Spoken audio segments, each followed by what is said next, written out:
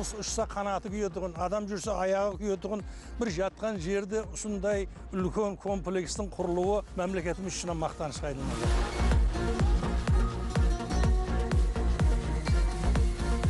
Yatқан bir maydonliq, hech kim buni tasavvur qilgan emasmi bu yerda? Hech xayolimizda da yo'q edi.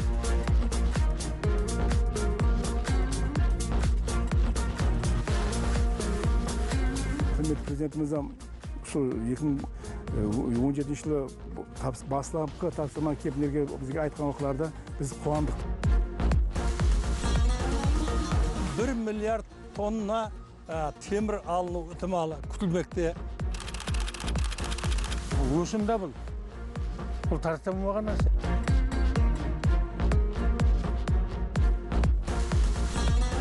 Prezidentimizning aytilayotgan har bir so'zi o'zining tasdig'ini topaveradi. Qoraqalpog'istonga kelib nimaiki va'da qilsa muhtaram prezidentimiz hammasini so'zsiz amalga oshiryapti. Bu Qoraqalpog'istonlarga, Qoraqalpog'iston xalqına degan hurmat izzati e'tibori. Bunun için prezidentimizge ming-minglab rahmat aytsa arziydi. Azaldan g'arb bilan sharqni birlashtirgan buyuk Ipak yo'li bo'yida joylashgan mana shu Qoratog' kengliklarida Mendeleyev jadvalidagi yerdan olinadigan jamiki elementlarning hammasi mavjud desa ishonarmidingiz? Bunaqasi bo'lishi mumkin emas. Ammo bu haqida olimlar ilmiy asoslangan ma'lumotlarni taqdim qilgan. Masalan, mana biz turgan joylardagi mana shu toshlarda metal elementlari juda ko'p, ya'ni metalga juda boy toshlar deyishyapti. Buni bugun o'zim sinab ko'rish uchun yonimga o'zim bilan birgalikda mana shunday magnit olib kelganman. Hozir bu so'zlarning isbotini ko'ramiz. Qani? Qoyil. Qarang, yopishyapti. Qoyil bu haqiqiy mo'jiza. Bilasizmi, mana shu atrofda 2000 yillik tarixga ega qadimiy qal'alar joylashgan. Endi arxeologlar mana shu qal'alarni qazish jarayonida temir buyumlarni topishgan.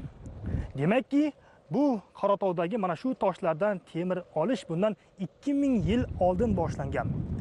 Bugungi kunda esa bu jarayonlar zamonaviy, yangicha uslubda, eng so'nggi texnologiyalar bilan olinish arafasida.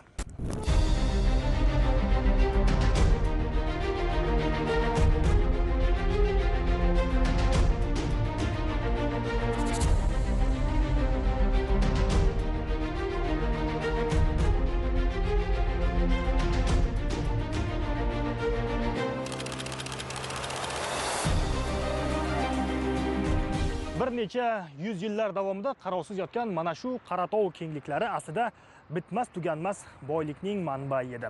Mana hozirgi kunda shaxsan davlatimiz rahbarining tashabbusi bilan mana shu salohiyatlar ham ishga solinmoqda.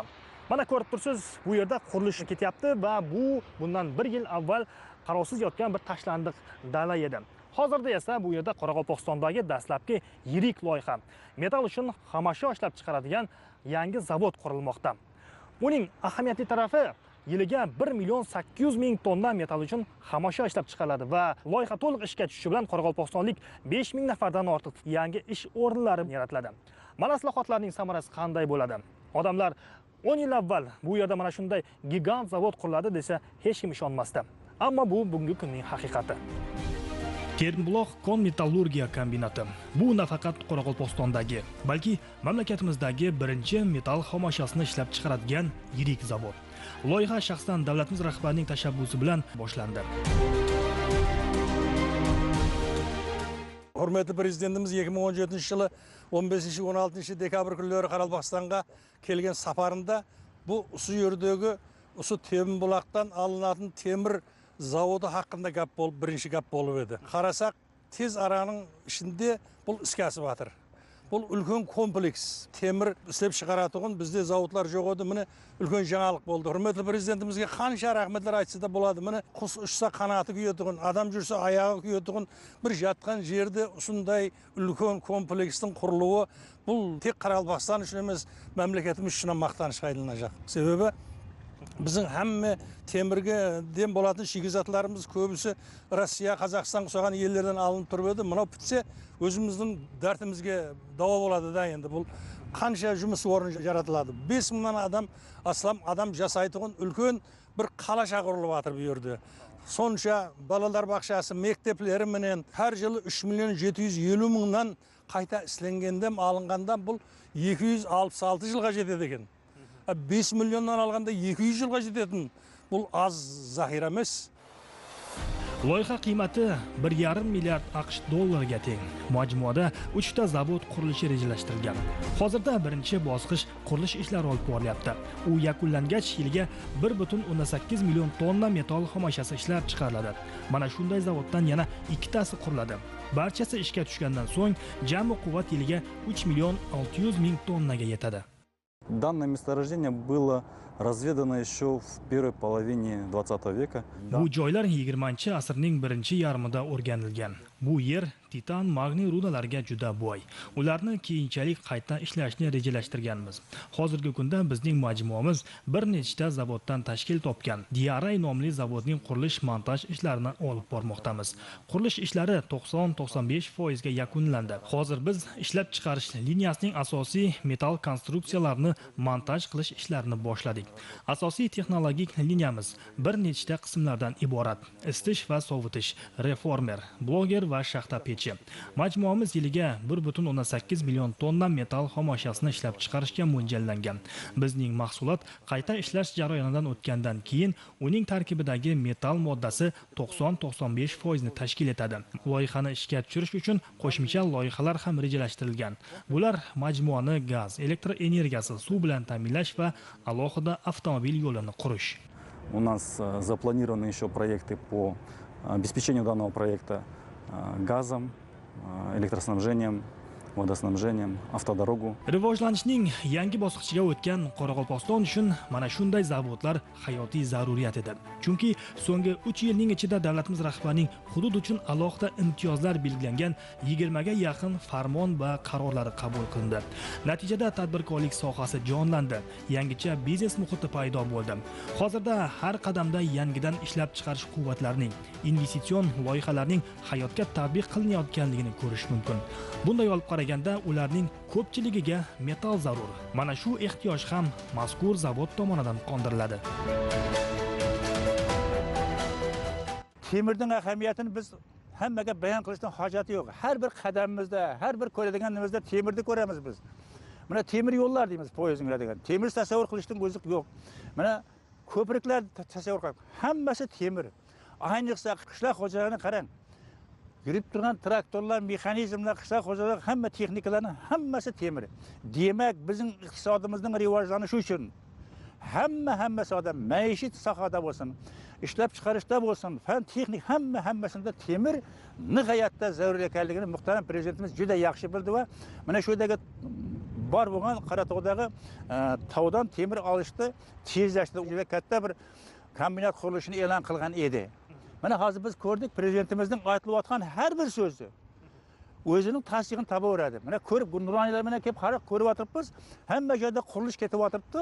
Qoraqalpog'istonga kelib nimaiki va'da qilsa muhtaram prezidentimiz hammasini so'zsiz amalga oshirib o'tiribdi. So'zim temaga doir bo'lmasa demoqchi bo'lganim, 2000 gektarga yaqin yerga hozir cho'lda chang to'zon ko'tarilmasligi uchun aynan butun dunyo qila olmagan ishni mana prezidentimiz qilib ko'rsatdi. Hozir yashil makon hosil bo'ldi shu yerda endi mana. Buning qurilishi Qoraqalpog'iston ekonomikasi uchun, O'zbekiston ekonomikasi uchun juda katta bir ahamiyatga ega. Qurilayotganini ko'rib, odam qanday yoshda bo'lishidan qanday to'lqinlanib ketasan. Erta qanday bo'lar ekan shu narsalar? Biz qayerdan bir temir olishdi yoki biror narsa kelishdi kutib o'tirmaymiz endi.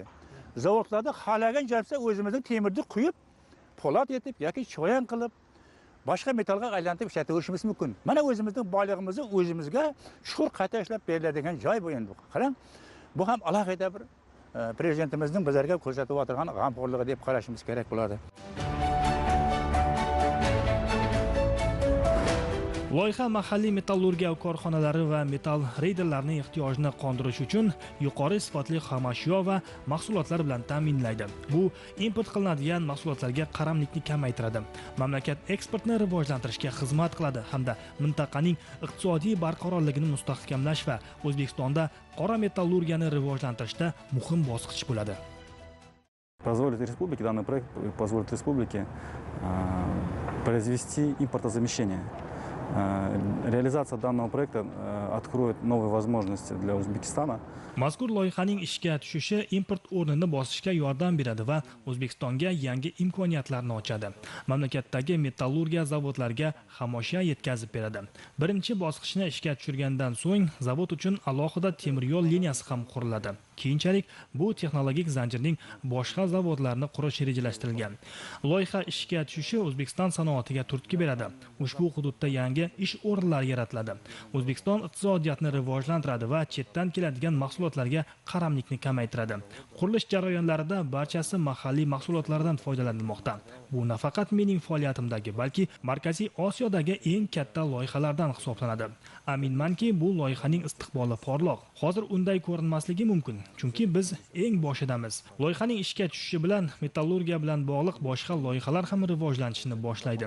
Masalan, temir yo'l sohasiga buyurtmalar ko'payadi. Elektr tarmoqlarining yangi iste'molchisi paydo bo'ladi va eng asosiysi, O'zbekiston iqtisodiyotni rivojlantirib, qo'shni davlatlar bilan savdo-sotiq va tovar ayirboshlash hajmini ko'paytirishga yordam beradi. Menimcha, loyiha to'liq ishga tushgandan keyin O'zbekiston metall sanoati bo'yicha Markaziy Osiyoda liderga aylanadi. Мое мнение, что позволит перейти Узбекистану, когда все это запустится, стать лидером в Средней Азии по производству металлопроката.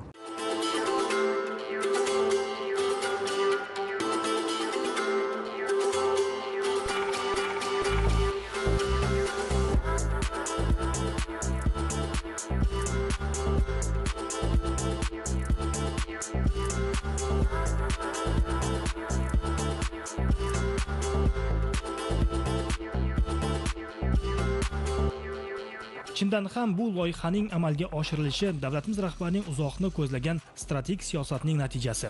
Agar bu yerlarga bugun e'tibor qaratilmaganda, yana 100 yillar tashlandiq dala bo'lib yotardi balkim. Hozir investorlar qo'rqmasdan bu cho'lliklarga ham pul tikishmoqda. Chunki bu yerlarning salohiyati ularga juda katta ishonch bermoqda. Televizor ko'ramiz. Internet degan bor. Prezidentning ashsan anida ana qurilish O'zbekistonning mana oblasida mana qurilish qarab tursin gigant o'simda bu. Bu tartiblanmagan narsa. Prezidentga rahmat. Vaqtimizga sog' bo'lg'ay. Oldin o'tardik shu yerga mana. Shu yerdan mana shu katta yo'l bor, trassa bor, shu yerda yaqin mana ishliqqa o'tganda ko'rganmiz. Yotgan bir maydonlik. Hech kim buni tasavvur qilgan emasmi bu yerda? Hech xayolimizda da yo'q edi. Endi qarang, mana shu yerda O'zbekistonda juda katta metallurgiya kompleksi qurilyapti. Eshitib, endi bugun biz mana o'zimizning mahalliy televideniyada bo'lsin, gazetaga da yozamiz. Ana yoshlar bilan uchrashamiz, o'sha avlod uchrashuvi. Bularga ko'rganlarimizda asas shekillik bilan prezidentimizning g'amxo'rligini qilib o'tirgan ishlarni hammasini yoshlarga yetkazamiz endi biz ko'rib.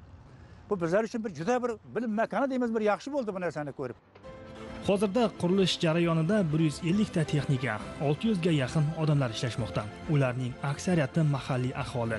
Loyihaning qurilish menejeri Bahajon Sharipov qadim Buxorodan. Bu uning faoliyatidagi eng yirik loyiha. O'ziga xos tarixiy jarayonda ishtirok etish menga faxr bag'ishlaydi, deydi qahramonimiz. Stроительni o'zi faxri ham shu. O'tganda, qaytganda ko'rgan, ishlab nima qilgan zavodlarni ko'rib o'zi quvonib ketadi. Kelajak avlodga ham masalan ishlagan. Qurishda men ishtirok etganman va Terminbuloq kon metallurgiya kompleksi ishga tushishi bilan 5000 ta yangi ish o'rinlari yaratiladi. Hozirda qurilish ishlari bilan parallel mutaxassis kadrlar tayyorlash jarayonlari ham davom etmoqda. Shaxsan davlatimiz rahbarining tashabbusi bilan 2018-yilda Navoiy davlat konchilik institutining Nukus shahridagi filiali tashkil qilindi va zarur mutaxassisliklar bo'yicha kadrlar tayyorlash tizimi yo'lga qo'yildi.